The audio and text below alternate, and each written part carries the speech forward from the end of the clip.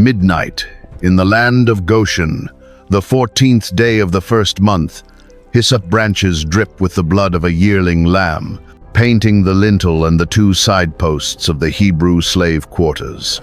Outside, a shadow moves through the streets of Egypt, leaving a wake of sudden, violent grief in every house that lacks the crimson seal. Exodus 12. 23 inches, the King James Version records the mechanics of this night. For the Lord will pass through to smite the Egyptians, and when he seeth the blood upon the lintel and on the two side posts, the Lord will pass over the door, and will not suffer the destroyer to come in unto your houses to smite you. Stop right there. Look closely at the nouns. The Lord passes over, but he does not suffer the destroyer to come in. Two distinct entities. The text separates the sovereign God from the lethal force executing the midnight slaughter. We are conditioned to read this as a generic angel of death, a faceless extension of divine wrath. But the canonical book of Exodus leaves the identity of this destroyer deliberately, almost violently, vague. And it is not the first time a shadow strikes in the dark of this book. Rewind the timeline. Before the plagues, before the rivers turn to blood, Moses is traveling through the desert, returning to Egypt with his wife and sons to demand the release of the Israelites. They stop for the night. Exodus 4:24 gives us one of the most terrifying and unexplained fragments in the entire biblical canon. And it came to pass by the way in the inn that the Lord met him and sought to kill him. Read that again. Moses, the chosen deliverer, called directly from the burning bush, is suddenly ambushed at a desert lodging place. A lethal force attempts to assassinate him before the rescue mission even begins. His wife Zipporah saves him by frantically circumcising their son and casting the bloodied flint at his feet, severing the attack. The text attributes the ambush to the Lord. But ancient Jewish readers saw a fractured reflection in these verses, a deliberate masking of a cosmic war happening just out of frame. There is an older Jewish writing, the Book of Jubilees, called by the early church the Little Genesis, discovered among the Dead Sea Scrolls and preserved in its entirety within the Ethiopian Orthodox canon. Jubilees is an ancient text obsessed with the mathematics of heaven. It builds the entire history of the world around rigid, unbroken 50-year cycles. And Jubilees looks at the ambiguity of Exodus 4 and the faceless destroyer of Exodus 12, and it gives the midnight shadow a name, Prince Mastema, the chief of the spirits, a demonic architect operating within a strict legal framework of time. I hold this as their telling, not as proven fact. But Jubilees claims that the Exodus was not just a political escape from a human pharaoh. It was a scheduled, mathematical expiration of a cosmic lease. And Mastema was the entity trying to violently stop the clock. Picture it. An assassin waiting at the desert inn. A dark prince holding a legal claim over a captive people. The blood on the doorposts in Goshen was never just about surviving a physical plague. It was a chronological marker. The timeline had run out. But if the King James text points to the Lord at the desert inn, how does an ancient scroll place a prince of demons at the exact same lodging place? And who exactly was waiting in the dark to kill Moses? Exodus 12:41 records a strange chronological precision. And it came to pass, at the end of the 430 years, even the selfsame day it came to pass, that all the hosts of the Lord went out from the land of Egypt. Even the selfsame day. The King James translators captured a fierce, literal Hebrew phrasing here, Be'etzem hayom hazeh, on the very bone of this day. An exact, non-negotiable deadline. We usually read this as a milestone of human endurance. 4 centuries of brick and mud and whip finally over. But the Book of Jubilees reads this date differently. It does not read it merely as an end, it reads it as an expiration. The entire architecture of Jubilees is built on the number 50, 7 weeks of years, 49, then the 50th year. The Jubilee. In Levitical law, this is the year of absolute release, where debts are zeroed, captives are freed, and occupied land legally reverts to its original owner. The ancient scroll calculates the whole timeline of early human history on this rigid mathematical grid. And according to its calendar, the Exodus does not happen spontaneously because God suddenly heard a cry. It happens because a specific time block concluded. The deliverance strikes on the exact turning of a Jubilee cycle. Picture it, a ticking cosmic clock. This fundamentally changes the nature of the Egyptian captivity. If the Exodus is a scheduled release dictated by heavenly math, then Pharaoh is not the ultimate landlord. He is just a middleman. The true leaseholder is unseen. Enter Jubilees chapter 48. Here, the text shifts the camera off the human throne of Egypt and points it at the unseen realm. It names Prince Mastema as the true authority claiming jurisdiction over the captive Israelites. This is not a generic devil. In the lore of Jubilees, Mastema is the chief of the spirits who begged the Creator after the flood to leave a fraction of the fallen Watcher spirits under his command, strictly to test and destroy mankind. He is an ancient, legalistic destroyer, and Mastema knows the math. He knows the Jubilee cycle is bleeding out. He knows the legal right to hold the Hebrew bloodline is dissolving. For Prince Mastema stood up against thee and sought to cast thee into the hands of Pharaoh. Read that again. The ancient text is speaking directly to Moses. It claims this demonic prince was the one actively working to sabotage the departure. He is not fighting a random battle. He is fighting an eviction notice. Mastema is desperately trying to violently stop the clock before the selfsame day arrives. I offer it as that. One ancient tradition's record. But watch what the text does when you lay this Watcher-class entity over the canonical timeline. If a dark prince knows a man is walking out of the wilderness carrying a divine mandate to break his legal hold over an entire nation, what is his first move? He does not wait for the plagues. He does not wait for the Nile to turn to blood. He strikes the messenger before he ever reaches the border. He assassinates the deliverer in the dark. Which brings us right back to the terrifying, unexplained ambush in Exodus 4. Two forces converging on one man. The Desert Inn is not just a rest stop. It is the site of an attempted cosmic hit. To understand what Mastema was trying to stop, we have to look closely at the blood on the flint. The desert road between Midian and Egypt. The air is cold. Moses, his wife Zipporah, and their 2 sons have stopped for the night. They are carrying the staff of God, moving under the direct orders of the burning bush. Then the dark tears open.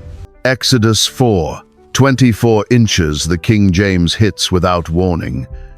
And it came to pass, by the way in the inn, that the Lord met him and sought to kill him. Stop right there. The sovereign God of Israel, who just spent an entire chapter persuading a reluctant shepherd to return to Pharaoh, suddenly ambushes him at a lodging place to execute him. It is a terrifying paradox. We brush past it because it breaks the logic of the rescue mission. But look closely at what stops the assault. Zipporah does not pray. She acts. Verse 25. Then Zipporah took a sharp stone and cut off the foreskin of her son, and cast it at his feet, and said, Surely a bloody husband art thou to me. The blood of the covenant hits the dirt, and the attacker immediately withdraws. For centuries, Western readers have wrestled with the raw divine violence in this verse. But the Book of Jubilees, preserved intact in the Ethiopian highlands, does not read this as a sudden, erratic change in God's mood. Jubilees chapter 48 claims this was a targeted hit by a different entity entirely. And thou knowest what he spake unto thee on Mount Sinai, and what Prince Mastema desired to do with thee when thou wast returning into Egypt. Did he not with all his power seek to slay thee, and deliver the Egyptians out of thy hand? Read that again. Jubilees places Prince Mastema, not the creator, at the desert inn. I offer it as that, one ancient tradition's record. But watch what happens when you lay this Watcher-class prince over the canonical text. The entire scene snaps from a confusing divine outburst into a high-stakes, cosmic legal dispute. Mastema is an ancient legalist. He holds the lease on the Israelites, and he knows Moses is coming to break it. He cannot touch the chosen deliverer without a lawful right. But Moses has made a fatal error. He is carrying the seed of Abraham back into Egypt, but he has failed to place the physical mark of the Abrahamic covenant on his own son. A legal loophole. A breach of contract. Picture it. The exact Jubilee timeline of the Exodus is about to trigger. The lease is expiring. But Mastema finds a technical violation in the deliverer's camp. He uses the uncircumcised flesh as a legal right to step inside the boundary and execute the man before the rescue can even begin. He is trying to sever the timeline, but Zipporah sees the unseen mechanics of the attack. She grabs the sharp flint, she cuts the flesh, she throws the blood at the attacker's feet. She closes the loophole. The covenant is violently sealed, and Mastema's legal right to kill vanishes in an instant. The shadow at the inn is forced to retreat, beaten back, not by a display of divine power, but by the precise execution of a blood covenant. Same blood, same protection. The severed flesh at the desert inn is the exact rehearsal for the hyssop branch at Passover. Mastema fails in the dark. He loses his single chance to assassinate the deliverer before he crosses the border. But the Dark Prince of Jubilees does not surrender his claim on the Egyptian empire. If he cannot kill Moses in the wilderness, he will have to fight him in the throne room. And to do that, he will need to animate the men standing right beside Pharaoh, who was actually turning the Egyptian rivers to blood. The polished stone of the Egyptian throne room. Aaron throws down his wooden staff. It strikes the floor, twists, and breathes. It becomes a serpent. Moses has delivered the ultimatum. The Jubilee clock is ringing. The eviction notice has been served. Exodus 7. 11 inches. The King James records the immediate counter move. Then Pharaoh also called the wise men and the sorcerers, now the magicians of Egypt. They also did in like manner with their enchantments. For they cast down every man his rod, and they became serpents. Read that again. They became serpents. We are conditioned to read this as a parlor trick, a masterclass in desert sleight of hand. But the biblical text does not say the sorcerers merely produced the illusion of reptiles. It says the dead wood turned to living flesh. They replicated the divine physics. And it does not stop with the staff. When Moses turns the water of the Nile to blood in Exodus 7:22, the magicians do it too. When he brings up frogs from the riverbanks in Exodus 8-7, the magicians match it. The plagues are not rolling over an undefended court. They are being matched, strike for strike. Where does human magic find the voltage to copy the Creator? Look closely at the Hebrew text. The King James says they did it with their enchantments. The Hebrew word there is latim. It means hidden arts, a covered thing, a concealed mechanism. The text is screaming that there is an unseen engine powering the Egyptian court. The Book of Jubilees, chapter 48, rips the cover off that mechanism. Remember the timeline. Mastema failed at the desert inn. The legal loophole was closed by Zipporah's flint, but the ancient text claims the Dark Prince did not surrender his claim on the Hebrew slaves. If he could not sever the timeline by killing the messenger in the dark, he would freeze it by matching the miracles in the light. Jubilees 48 reads, "And notwithstanding all this, the prince Mastema was not put to shame, but he helped the Egyptians. He is the battery behind the Latim." I offer this as one ancient tradition's record, a window into how the early Jewish mind read the spaces between the verses. But watch how perfectly it locks into the biblical narrative. Mastema knows he is losing the legal battle. The mathematical cycle is expiring. So he provides a supernatural counterfeit. If Pharaoh sees that his own hidden arts can match the God of the Hebrews, he will not release the workforce. The lease will hold. It is not a display of power, it is a delay tactic. Every day Pharaoh resists is one more day Mastema retains his jurisdiction over the seed of Abraham. But the dark prince has a ceiling. By the time Moses strikes the dust of the earth and turns it to lice in Exodus 8, Mastema runs out of capital.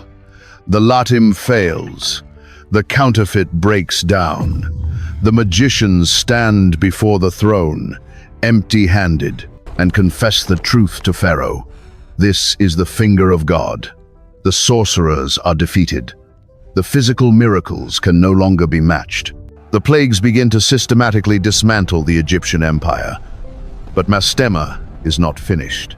If he can no longer manipulate the natural world to trick the human king, he will have to change tactics. He will have to abandon the magicians and reach directly into the king's chest. One ancient text claims that the legendary hardening of Pharaoh's heart was not just a metaphor for human stubbornness, but a hostile, targeted lockdown by a desperate watcher prince. How exactly do you bind a human mind? The ash from the furnace settles over the Egyptian capital. The sixth plague has struck. Boils erupt on man and beast. Exodus 9:11 tells us the magicians cannot even stand before Moses because of the infection.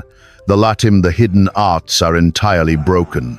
The human threshold for suffering has been breached. Pharaoh is surrounded by a collapsing empire. Logic dictates he must surrender the slaves, but he doesn't. Exodus 9:12 inches. The King James records a terrifying pivot.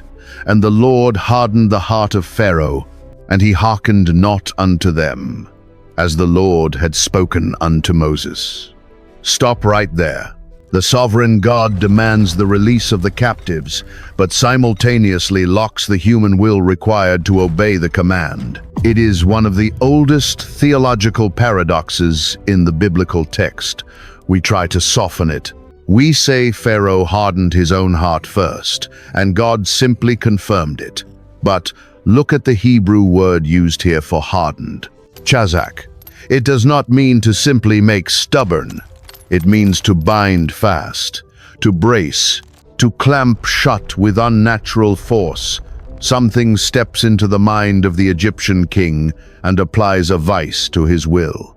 The Book of Jubilees looks at this clamped mind and introduces a specific, unseen operator. Jubilees chapter 48 claims it was Prince Mastema who bound the king's chest. When the Dark Prince could no longer power the magician's counterfeit miracles, he abandoned the natural world and moved directly into the king's psychology. I hold this as their telling, not as proven fact. But watch what the text does when you place this watcher-class entity inside the throne room. Picture it. The plagues are systematically dismantling Egypt's gods. The economy is in ruins. The human king is ready to break, but Mastema cannot let him yield. Remember the timeline. The Exodus is not a random rescue. It is the mathematical expiration of a Jubilee cycle. And that cycle has not quite reached its final day. Mastema is fighting a desperate legal battle over the seed of Abraham. Every hour he keeps the Israelites in Goshen is an hour he retains his jurisdiction. If he lets Pharaoh release them before the clock runs out, he loses his kingdom early. So he uses Chazak. He binds the human mind. He turns the ruler of the greatest empire on earth into a hostage inside his own skull. See the scene. Pharaoh is no longer just a tyrant resisting a prophet. He is a pawn caught in a cosmic legal dispute. Mastema leverages the king's pride, locking it into an iron vault, forcing the plagues to escalate. Hail, locusts. A darkness so thick it can be physically felt. 9 times the hammer falls. 9 times the clamp holds fast. But a Watcher Prince can only bend the rules of time for so long. The mathematics of deliverance are absolute. The Jubilee is an unbreakable mechanism. Mastema can delay the release by blinding the human king, but he cannot stop the sun from rising on the final month. The cycle is about to hit 0. The 14th day of the first month is approaching. The exact day the 400-year lease expires. Mastema has failed to kill the deliverer at the inn. He has failed to match the miracles in the court. His grip on Pharaoh's mind is the only thing keeping the slaves in Egypt. But if Mastema is a legalist fighting an eviction, how exactly do you finalize the paperwork of his defeat? The moon hangs heavy and full over the Nile Delta, the 14th day of the first month. Inside the mud brick houses of Goshen, families stand with their sandals on their feet and their staffs in their hands. They are waiting for a clock to strike 0. Exodus 12. 40 inches, the King James records the final tally. Now the sojourning of the children of Israel, who dwelt in Egypt, was 430 years. Stop right there.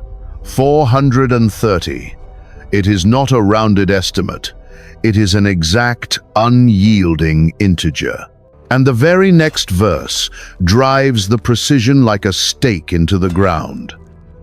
And it came to pass at the end of the 430 years, even the self-same day it came to pass. We are looking at a cosmic deadline. Look closely at the command given immediately after this night. In Exodus 13:10, Moses tells the people, "Thou shalt therefore keep this ordinance in his season from year to year." The English word season feels gentle, like autumn quietly turning to winter. But the Hebrew word there is moed. It means a strictly scheduled divine appointment, a binding mathematical summit. The Book of Jubilees builds its entire theology on this exactness. The scroll calculates history not by kings or empires, but by 50-year blocks. And to understand what happens at midnight in Egypt, you have to cross-reference the canonical law of the Jubilee found later in Leviticus 25:10. And ye shall hallow the 50th year, and proclaim liberty throughout all the land unto all the inhabitants thereof. It shall be a jubile unto you, and ye shall return every man unto his possession. Read that again. Liberty, the return of possession. The Hebrew word for this 50th year is Yovel. It literally means the blast of a ram's horn. It is the year the ledger is zeroed out. Debts are forgiven. Slaves are freed. And most importantly, occupied land and captive people legally revert to their original, rightful owner. This is the mathematics of deliverance. Picture it. According to the ancient scroll, Mastema is not just a devil acting out of random malice.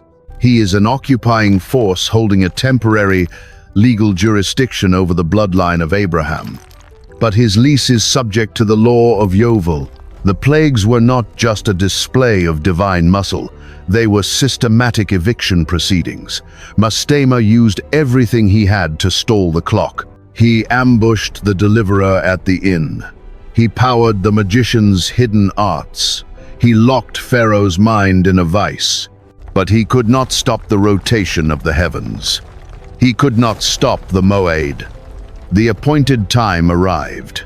But an eviction requires a final piece of paperwork, a legal transaction to sever the claim forever. When the high priest in Israel later offers a sacrifice, the blood seals a covenant. On the 14th of Nisan, the blood of the yearling lamb is struck against the wooden doorposts. This is not just a sign of faith to ward off a generic plague. It is the physical, legal signature that the debt is paid. The lease is terminated. The property is returning to the true owner. The destroyer Mastema, according to the ancient text, arrives at midnight to collect his due. But he hits the blood. The jurisdiction is instantly revoked. He cannot cross the threshold. Pharaoh's mind finally cracks open in the dark. He summons Moses and Aaron by night and speaks the word Mastema fought so violently to suppress. Go. The mathematical cycle is complete. The slaves march out of Goshen under the full moon.